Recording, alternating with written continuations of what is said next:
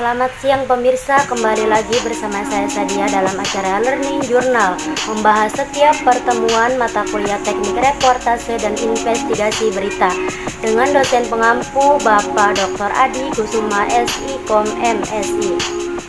Pada pertemuan kali ini, tepatnya di hari Senin tanggal 23 bulan Oktober tahun 2023, kelompok 4 yang akan memandu jalannya diskusi pada pertemuan kali ini. Kelompok 4 membahas mengenai jurnalisme data dan jurnalisme sains. Pada pertemuan kali ini, kelompok 4 memulai acara diskusi di jam 8:20 menit.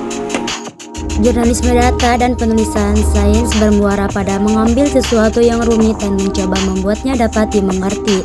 Jelas, Sarah Kodos, asisten editor dan produser grafis di Popular Science, jurnalisme data baik dalam bentuk visualisasi statis, fitur interaktif, atau sekadar sedikit analisis tambahan untuk menambahkan konteks pada berita terkini. Dalam definisi paling sederhana, jurnalisme data adalah praktik penggunaan angka dan tren untuk menceritakan sebuah kisah. Hal ini tentu memerlukan berbagai keterampilan. Data jurnalisme atau jurnalisme data adalah kegiatan pengumpulan, analisis, penyiapan informasi digital dengan tujuan publikasi jurnalistik.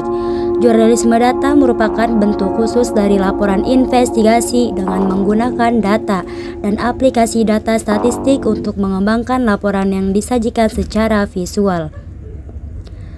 Jurnalisme data memberikan kesempatan untuk berbagi informasi dan mendapatkan wawasan atas data yang telah diperoleh. Banyak sekali contoh dari data jurnalisme, khususnya dalam kehidupan sehari-hari sebagai seorang data science. Ada 3 contoh yang bisa diaplikasikan dalam membuat teknik penceritaan data yang menarik, yaitu jurnalisme data kuantitatif, jurnalisme data kualitatif, dan jurnalisme data visual. Berikut adalah penjelasan masing-masing dari jurnalisme data kuantitatif, kualitatif, dan visual. Pengertian dari jurnalisme data kuantitatif adalah bentuk jurnalisme yang berfokus pada data dan angka. Ini terutama ditemukan dalam publikasi digital seperti The Guardian, Fast Company, dan Quartz. Jurnalisme data kuantitatif membutuhkan pemahaman yang kuat dalam angka dan penggunaan perangkat lunak analisis statistik seperti Excel, SPSS, dan lain sebagainya. Sedangkan jurnalisme data kualitatif, jurnalisme data kualitatif di sisi lain melibatkan transkrip wawancara, tinjauan dokumen, dan rekaman percakapan. Tujuannya adalah agar ilmuwan data dapat menggali informasi dari riset kualitatif yang telah dilakukan. Jurnalisme data kualitatif mengandalkan teknik narasi yang menarik dan menarik minat.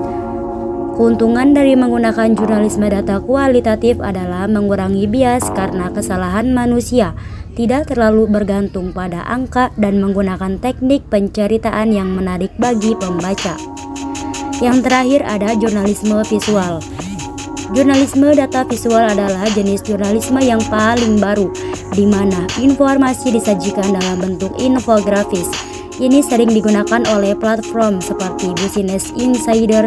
Dari BBC, keuntungan dari menggunakan teknik jurnalisme data visual adalah kemampuan infografis untuk menyajikan informasi dengan mudah dipahami. Pengertian dari jurnalisme sains. Seperti jurnalisme pada umumnya, jurnalisme sains melaporkan kejadian yang berlangsung di tengah masyarakat kita. Namun, alih-alih melaporkan kejadian sederhana, jurnalisme sains menggunakan elemen sains dalam melaporkan kejadian-kejadian tersebut. Harap diingat, jurnalisme sains bukan sekadar menulis tentang sains. Ia sama sekali berbeda dengan komunikasi sains, di mana seorang menjelaskan suatu konsep ilmiah tanpa melaporkan kejadian ataupun menempatkannya dalam konteks sosial. Tujuan seorang jurnalis sains adalah untuk menyajikan informasi yang sangat rinci, spesifik, dan seringkali syarat jargon yang dihasilkan oleh para ilmuwan ke dalam bentuk yang dapat dipahami dan diapresiasi oleh non-ilmuwan, sambil tetap mengkomunikasikan informasi tersebut secara akurat. Bahas selanjutnya yaitu ada manajemen reproduksi. Manajemen berasal dari kata to manage yang artinya mengatur. Pengaturan dilakukan melalui proses dan diatur berdasarkan urutan dari fungsi-fungsi manajemen. Definisi tersebut mengandung arti bahwa manajer untuk mencapai tujuan-tujuan organisasi melalui pengaturan orang-orang lain untuk melaksanakan berbagai tujuan yang mungkin diperlukan. Adapun fungsi-fungsi dari manajemen produksi antara lain fungsi perencanaan, fungsi pengorganisasian, fungsi penggerakan, dan fungsi pengendalian. Departemen Produksi pada Divisi Pemberitaan. Departemen ini berfungsi untuk merencanakan dan menciptakan program-program berita, menentukan isu, tema berita, kemudian menyajikannya kepada pemirsa. Departemen ini terdiri atas pembimbing redaksi, produser, reporter, kameramen, presenter, dan editor.